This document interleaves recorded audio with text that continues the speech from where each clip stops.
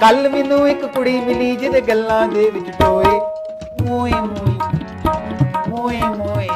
Balloon அக்கா, இந்த பொண்ணு வர இன்ஸ்டாகிராம் ரீல நீங்க நிறைய பேர் வந்து பாத்திருப்பீங்க.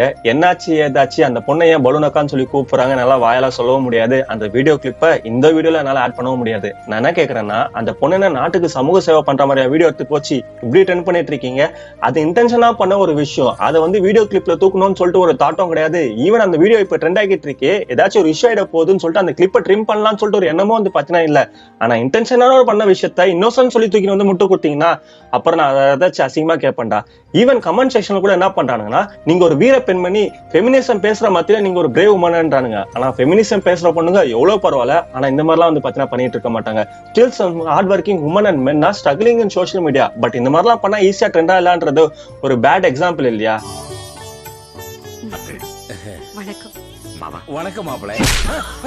ஐயோ, கமெண்ட் பண்ற இவனுக்கும் வந்து பாத்தீங்கன்னா அறிவு இல்ல. ஒரு பொண்ணு கிட்ட என்ன பேசணும், என்ன கேள்வி கேட்கணும் வந்து பாத்தீங்கன்னா தெரியல. இவ்வளவு வல்கரா ஒரு கொஸ்டின் கேட்டு அந்த பொண்ணு வேற ரிப்ளை பண்ணிருப்பாரு. இப்ப அந்த பொண்ணை Facebookல போட்டு வந்து பாத்தீங்கன்னா பாடி எக்ஸ்போஸ் பண்ணி தான் நீ ட்ரெண்ட் ஆயிட்டு இருக்கேன்னு சொல்லிட்டு போட்டு அடி அடி வச்சிட்டு இருக்காங்க. இப்ப அந்த பொண்ணுக்கும் வந்து பாத்தீங்கன்னா இஷ்யூ தான். இந்த மாதிரி கமெண்ட் பண்றவங்கள இந்த நாய் வண்டியில புடிச்சிட்டு போயிட்டு என்ன சொல்லிட்டு போறான் அந்த கான்ஸ்டபிள்? இல்ல ஏதாவது வாய் திறந்து பேசினாலோ கட் பண்ண சொல்லிட்டாரு.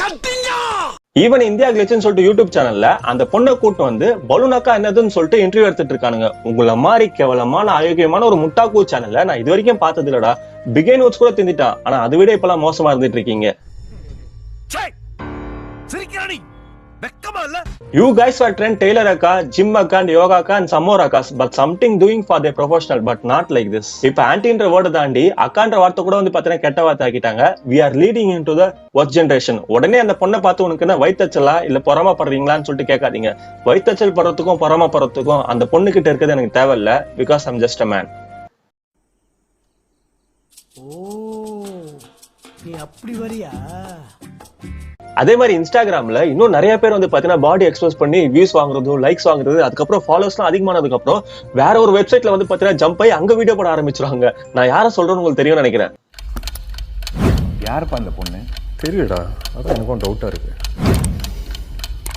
யாருப்பா அந்த பொண்ணு? யாருப்பா அந்த பொண்ணு?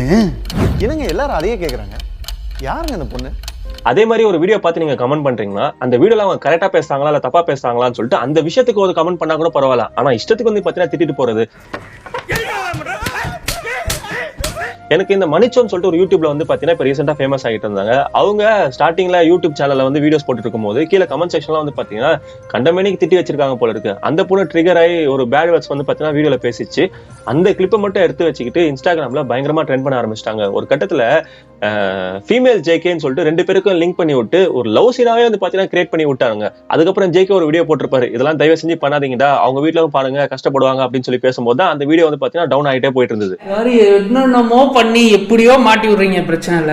அதுக்கப்புறம் இன்னொரு வீடியோல அவங்க கொல்கட்டா ரேப் கேஸ்ன்னு சொல்லிட்டு ஒரு நியூஸ் வந்தது இல்ல, அதை பத்தி பேசிட்டு இருப்பாங்க. கீழே ஒருத்தன் தைரியமா கமெண்ட் பண்றான், நானும் உன்னை ரேப் பண்ணிடுவேன்னு சொல்லிட்டு. எந்த தைரியத்துல அவன் இந்த மாதிரிலாம் கமெண்ட் பண்றாங்கன்னே வந்து பாத்தீங்கன்னா தெரிய மாட்டேங்குது.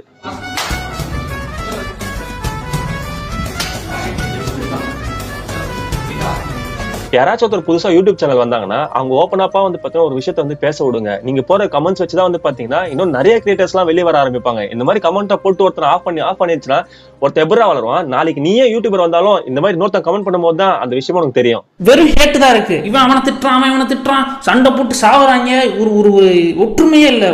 நீங்க ஸ்கோல் பண்ணுங்க, திட்டுங்க, அபியூஸ் பண்ணீங்க, ஏன் டபுள் மீனிங் கூட வந்து பாத்தீங்கன்னா பேசுங்க. ஆனா தயவு செஞ்சு நெகட்டிவா போற விஷயத்த ட்ரெண்ட் பண்ணி விட்டு அவங்க ஃபேமஸ் ஆக்கி விட்டுறாதீங்க. It leads to big danger. மறக்காம சர்ப்ரைஸ் பண்ணுங்க. தேங்க்யூ.